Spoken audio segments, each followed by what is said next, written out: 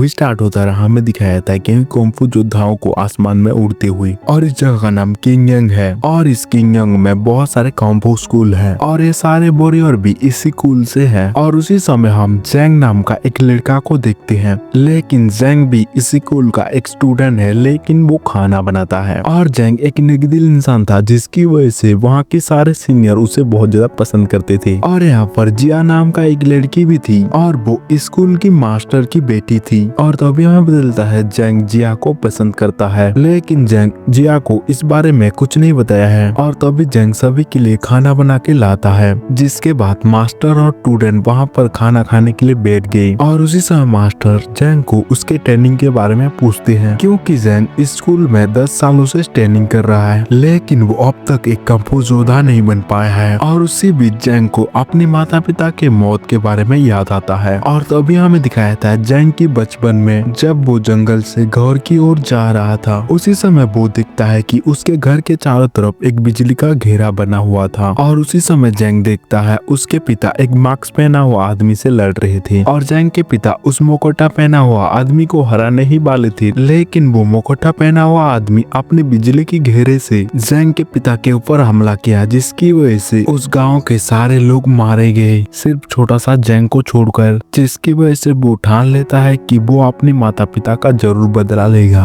और उसी दिन से वो कुंफू सीखने के लिए इस जगह में आया है, लेकिन वो अब तक अपने माता पिता के गुनहगार को ढूंढ नहीं पाया है। जिसके बाद हम देखते हैं आसपास के सभी स्कूल की मास्टर एक जगह में इकट्ठा होने लगे, और वो सभी मास्टर बच्चों के बीच में एक कुंफू कॉन्टेस्ट करने के बारे में बात करने लगे। और तभी वहाँ पर एक महिला मास्टर वहाँ पर खड़ा होकर सभी मास्टर को कहने लगा, इस बार की कंटेस्ट में मेरा एक बच्ची भाग लेगी, और इस बार इस कंटेस्ट को जीतने के लिए उसे कोई भी रोक नहीं पाएगा। जिसके बाद सीन कट होके हमें दिखाया जाता है उस औरत की बच्चे के ऊपर, और उसका नाम लू है और वो एक बेहतरीन फाइटर थी। और तो अभी हम देखते हैं जेंग के साथ बहुत सारे स्टूडेंट लू की ट्रेनिंग छुपके से देख रहे थे। और उसी समय हम देखते हैं जेंग के पास बहुत सारे बच्चे थे, जिसकी वजह से जेंग को वो लोग धक्का दे देते हैं। जिसके बाद लू और लू के साथी जेंग को देखकर जेंग को सजा देने के लिए उसके बॉडी में बहुत सारे छोटे छोटे खुजली वाला कीड़े छोड़ देते हैं। जिसके बाद जेंग चिल्लाते हुए अपने स्कूल की तरफ भागने लगा, और ये सब कुछ उसके साथी देख लेते हैं और उसका मदद करने की कोशिश करने लगे, पर वो कीड़े बहुत ज्यादा छोटे छोटे थे, जिसकी वजह से वो लोग उसका मदद नहीं कर पाते हैं। जिसके बाद जिया किसी तरह एक खास तरह की ऑयल लेकर आता है, और वो ऑयल जेंग के बॉडी में लगाने के बाद जेंग को थोड़ा आराम मिला। और उसी बीच जेंग को महसूस होता है कि जिया भी उसको पसंद करती है, और उसी समय वो जिया को अपनी फीलिंग बताने की भी कोशिश करता है, लेकिन उसके अंदर इतना ज्यादा हिम्मत नहीं था। और दूसरे दिन जेंग नदी के पास जाके एक बहुत बड़ा ड्रैगन को बुलाता है, और तभी हम देखते हैं जेंग उसके लिए बहुत सारा खाना भी लाया था। और थोड़ी देर के बाद वो ड्रैगन पानी से बाहर आ जाता है। दरअसल जेंग अक्सर इस ड्रैगन को खाना ला के देता है, और तभी हमें पता चलता है वो ड्रैगन जेंग का एक बहुत अच्छा दोस्त है। और तभी जेंग उस ड्रैगन को बताता है वो जिया को प्रपोज करने वाला है। और दूसरे दिन जिया जेंग को बहुत सारे कुंफू की किताब लाकर देता है, ताकि जेंग इस कॉन्टेस्ट से पहले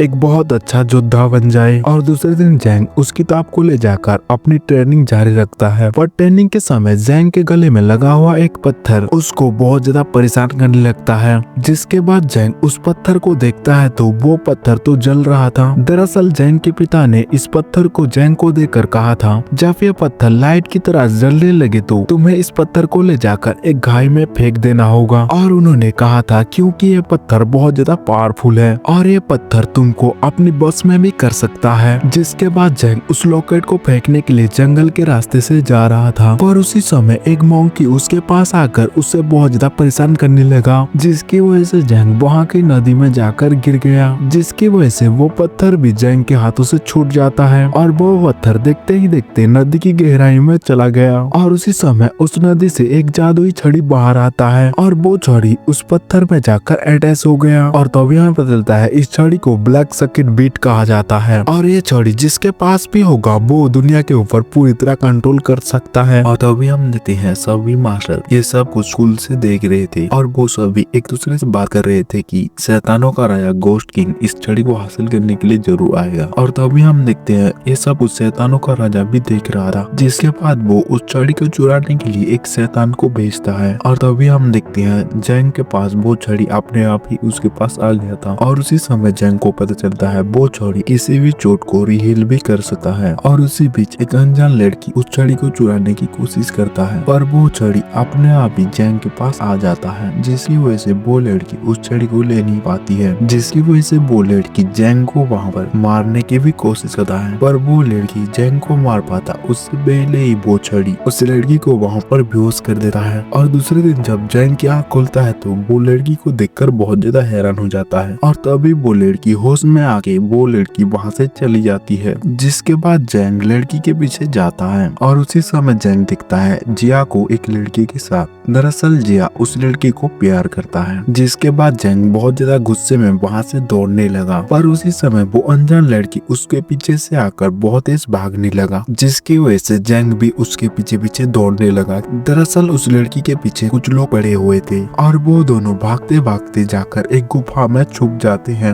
और उसी समय वो अनजान लड़की जैंग की छड़ी को दोबारा लेने की कोशिश करता है पर वो छड़ी उल्टा उसको बहुत ज्यादा परेशान करने लगा, जिसकी वजह से वो अनजान लड़की समझ जाता है कि ये छड़ी और जान एक दूसरे से कनेक्टेड है, जिसकी वजह से वह जान को मारने के लिए दोबारा जाता है पर वो छड़ी दोबारा उस लड़की को मार के बेहोश कर देता है। और जैंग के पीठ पीछे ये सब कुछ हो रहा था, जिसकी वजह से जैंग को ये सारी बात पता नहीं चल पाता है और तभी वो पीछे मुड़कर देखता है तो वो लड़की वहाँ पर बेहोश पड़ा था। ये देखकर जैंग बहुत ज्यादा परेशान होकर उसके लिए खाना बनाता है और उस लड़की को किसी तरह जगा के खाना खिलाता है, जिसकी वजह से वो लड़की जैंग की तरफ थोड़ा बहुत अट्रैक्ट भी होता है, जिसकी वजह से वो जैंग की वहाँ पर सारी बात सुनता है और अब वो जैंग को मारने का प्लान कैंसिल कर देता है। और उसी बीच कुंग-फू प्रतियोगिता शुरू हो जाता है और उस कुंग-फू प्रतियोगिता में 63 लोग शामिल होते हैं, जिसके बाद वहाँ पर 63 बल उछला जाता है और उसमें से एक नंबर बल जैंग को मिल जाता है, जिसकी वजह से वो सीधे अगले राउंड में पहुंच जाता है। जिसके बाद वहाँ पर राउंड 1 शुरू होता है और वहीं पर बहुत सारे स्टूडेंट एलिमिनेट हो जाते हैं और पहले राउंड में लुई बहुत ही आसानी से जीत जाता है पर लुई दूसरा राउंड को भी जीतने के लिए रात में जाकर बहुत ज्यादा पार्टी करने लगती है पर उसी समय लू के नाक से खून निकलने लगता है, क्योंकि वो इस प्रतियोगिता को जीतने के लिए बहुत ज्यादा हार्ड वर्क कर रहा है, जिसकी वजह से वो अपनी बॉडी को थोड़ा रिलैक्स करने के लिए भी टाइम नहीं दे रहा है। और उसी समय लू के मास्टर वहाँ पर आके लू को कुछ दवाई देते हैं खाने के लिए, जिसके बाद से लू की हालत थोड़ा बहुत स्टेबल होने लगती है। और दूसरे दिन दूसरा राउंड शुरू हो जाता है और उस राउंड में जैंग अपनी छड़ी की वजह से जीत जाता है, क्योंकि उसका छड़ी उसको बहुत ज्यादा फुर्तीला बना देता था, जिसकी वजह से वहाँ के सारे ऑडियंस बहुत ज्यादा हैरान हो जाते हैं, क्योंकि जैंग को एक लूजर समझते थे। और दूसरे दिन जब खाने के समय मास्टर को ये बात पता चलता है तो मास्टर जैंग को बहुत ज्यादा गाली देते हैं, क्योंकि ये सारे कुंग-फू मास्टर ने उसे नहीं सिखाया था और वो ये सारे कुंग-फू चोरी चुप के सीखा था। दरअसल मास्टर को ऐसा लगता है पर मास्टर को कौन बताएगा कि ये सब कुछ छड़ी की वजह से हो रहा है। और दूसरे दिन फाइनल राउंड शुरू हो जाता है। दूसरी तरफ जिया और लू एक दूसरे के ओपोनेंट बनते हैं और लड़कों की तरफ से जैंग और उसका एक साथी एक दूसरे से लड़ते हैं, पर जैंग उस लड़का को अपनी छड़ी की मदद से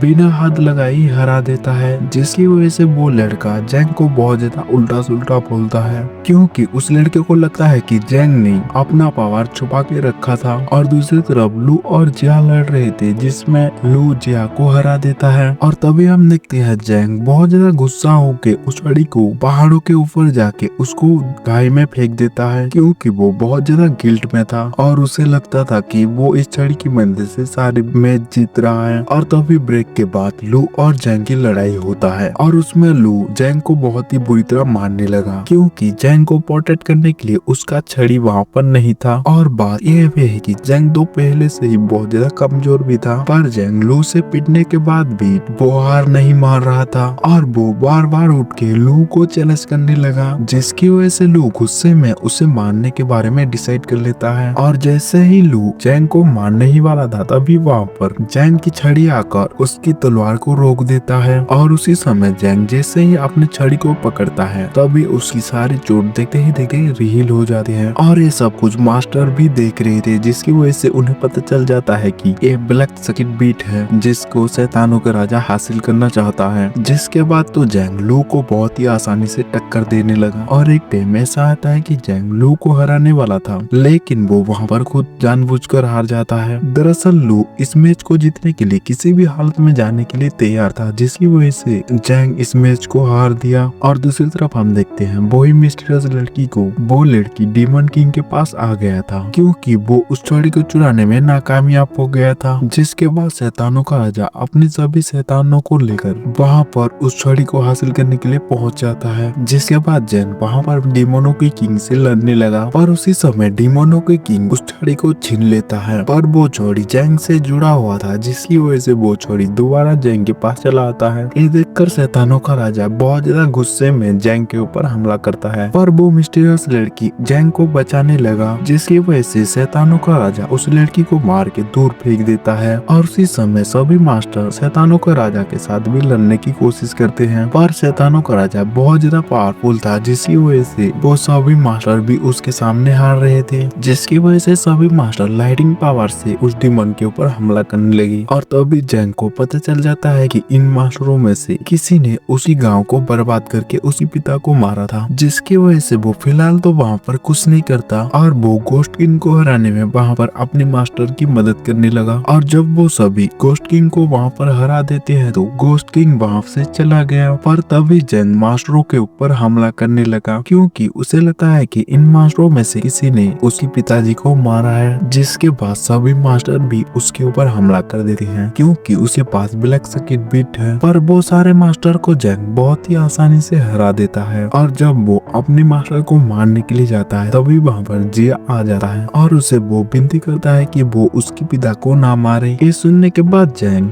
वहाँ पर उसके मास्टर को छोड़ देता है। जिसके बाद वो उस मिस्टीरियस लड़की को लेकर वहाँ से चला गया और मूवी यहीं से इस तरह से एंड हो जाती है।